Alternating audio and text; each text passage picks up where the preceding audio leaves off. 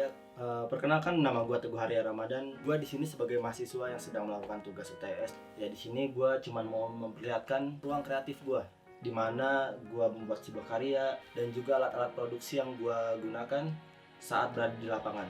Yaitu ketika gue memproduksi sebuah konten berupa audiovisual atau yang bisa kalian sebut sebagai dengan video, mungkin juga film. Dan ini adalah barang-barang yang gue punya saat ini. Let's check it out.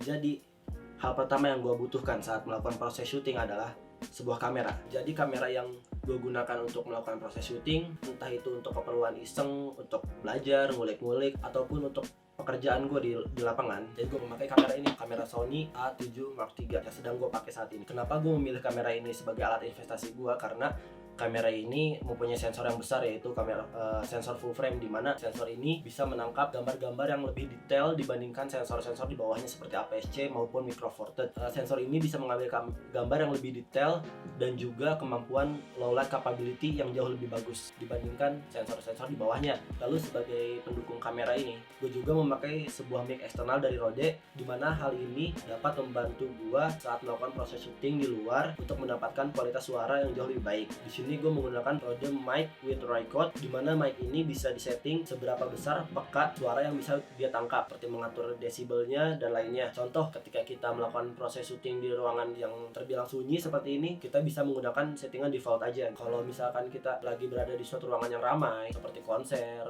wedding, kita bisa setting kepekaan suaranya atau desibel yang ditangkapnya itu seperti -10 atau -20 yang terdapat pada mic ini. Setelah itu gue juga punya satu barang kecil yang cukup penting yang selalu gue bawa kemana-mana ketika sedang membawa kamera ini, yaitu sebuah filter. Filter yang gue pakai ini tuh namanya variable ND filter. Ya kasarnya bisa dibilang fungsinya itu buat ngegelap terangin ya, tapi ada fungsi lainnya kenapa gue pakai ini. Itu penting banget ketika gue sedang melakukan proses syuting, dimana kalau siang hari gue mau ngambil gambar dengan frame rate yang kecil, contohnya 30 fps, shutter speednya harus di angka 60 ya untuk dapat motion blur yang normal. Kalau misalkan gue pakai di 1/60 waktu siang-siang, otomatis wash out dong, terang banget. Nah, fungsi dari si ND filter ini untuk bisa untuk gelapin gambar yang dapat tuh. Jadi nggak perlu tuh kita nge-push si shutter speednya jadi 1000, 2000, 5000 atau mungkin 8000 yang nanti hasilnya si motion blurnya itu kurang enak dilihat. Setelah itu gue juga punya alat kecil yang selalu gue bawa kemana-mana, kayak bentuknya kayak koper gini ya, koper kecil mini gini. Ini tuh ada dua kompartemen utama, dimana yang satunya ini bisa buat gua untuk naruh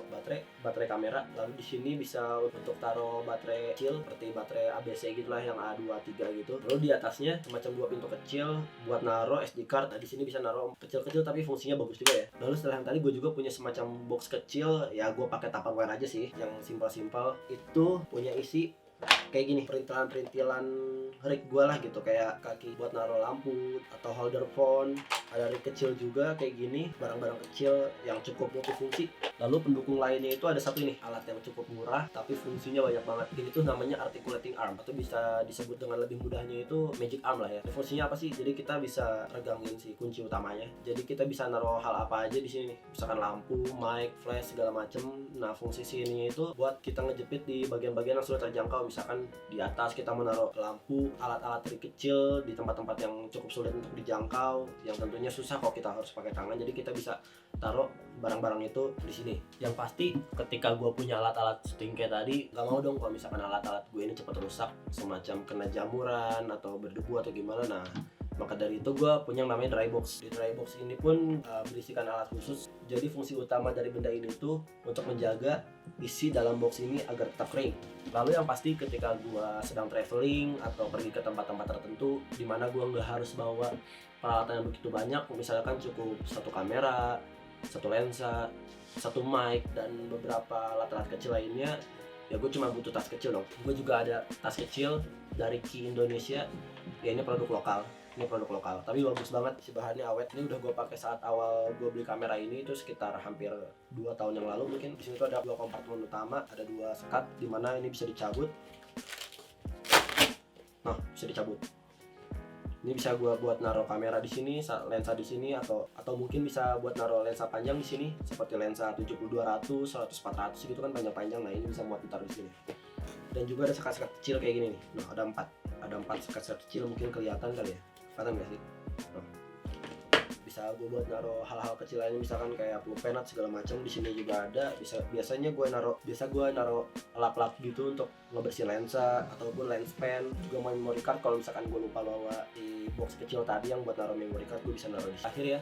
Yang bakal gue kenalin terakhir itu adalah ini, sebuah reflektor 5 in 1. Jadi isinya tuh ada 5 item dalam satu item ini nih.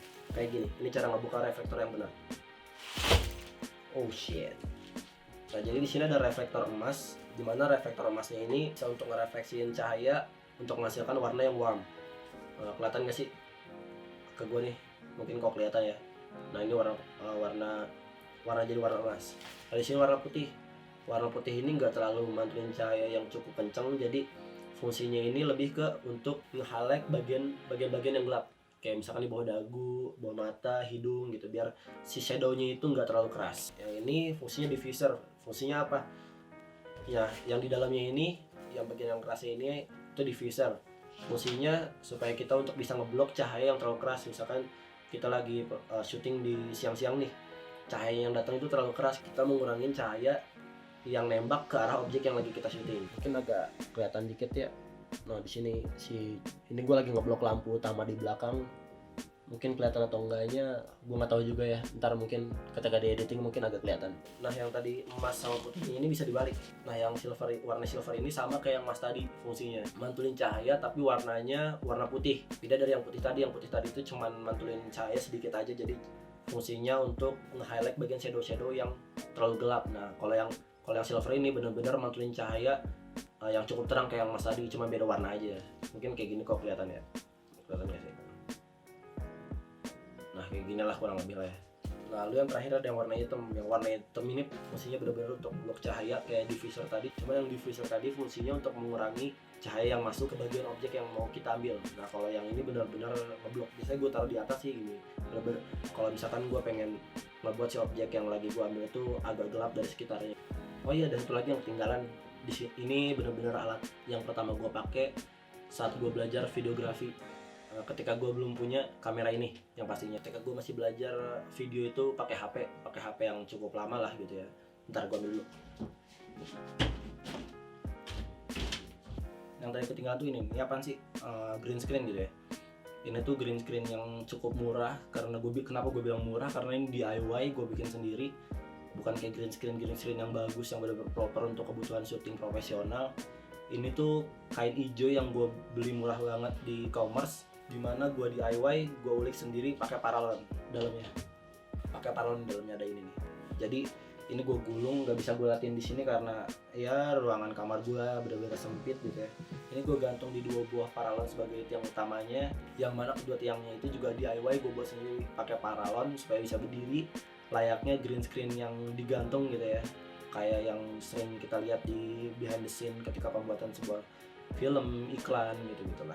Tapi cukup worth it, cukup berguna, karena karya yang pernah gue upload itu salah satunya tugas ketika gue kuliah di semester 2 atau 3 gitu ya, matkul Adobe Premiere gitu. Kalau nggak salah itu tugas UTS atau enggak tugas UAS. Mungkin kalian bisa ngeliat videonya di atas ini, ada linknya.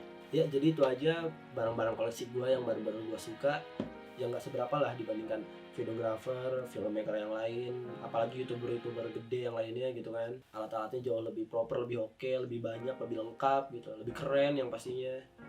Ya, gue di sini masih ya baru-baru mulai gitu lah di dunia industri kreatif ini, yaitu di audiovisual terutama. Tapi kalau kalian mau ngeliat beberapa karya gue sebelumnya yang pernah gue bikin iseng-iseng ketika gue belum punya kamera ini sih tentunya ya, cuma ada satu video yang gue pakai kamera ini ketika gue lagi lomba video pendek gitu ya. Karena ini cuma channel yang dibikin kelas gue doang, jadi kalau mau ngeliat karya gue yang lainnya bisa mampir ke channel gue pribadi.